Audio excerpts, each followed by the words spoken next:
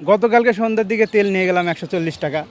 যাই শুধু রাতে ঘুমাইছি, সকালবেলা উঠে দেখি তেলের লিটার 145 টাকা। দেখে তো তো অবাক। আর কি করার আছে?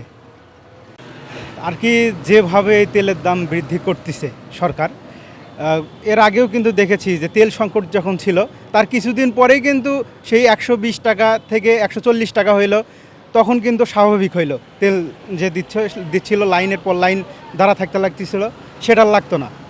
আবার দেখা যাচ্ছে গতকালকে সন্ধ্যার দিকে তেল নিয়ে গেলাম, আজকে সকালবেলা ঘুম থেকে উঠে দেখি তেলের দাম 140 থেকে 145 টাকা হয়ে গেছে। এইভাবে যদি প্রতিনিয়ত যদি বাড়তে থাকে তাহলে আমরা সাধারণ বাইকাররা আমরা কী করব?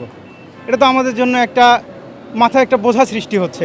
আবার দেখা যাচ্ছে সরকার আরেকটা নিয়ম চালু করছে যে বাইকের প্রতি বছরে 5,000 টাকা করে কর দিতে হবে আমরা যারা 125 থেকে 160 সিসি পর্যন্ত গাড়ি চালাই। এটা তো একটা অসম্ভব একটা বিষয় হয়ে দাঁড়িয়েছে।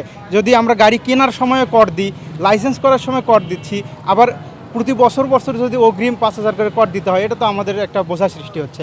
আর তেলের দাম যে যে ঊর্ধ্বগতিতে তেলের দাম বাড়তে আছে, এটা দেখা যাচ্ছে যে বাড়তে বাড়তে এমন এক সময় এমন হয়ে যাবে যে আমাদের হাতের নাগালে আর থাকবে না। এটা আমাদের কাছে এটা অসম্ভব একটা হয়ে দাঁড়িয়েছে।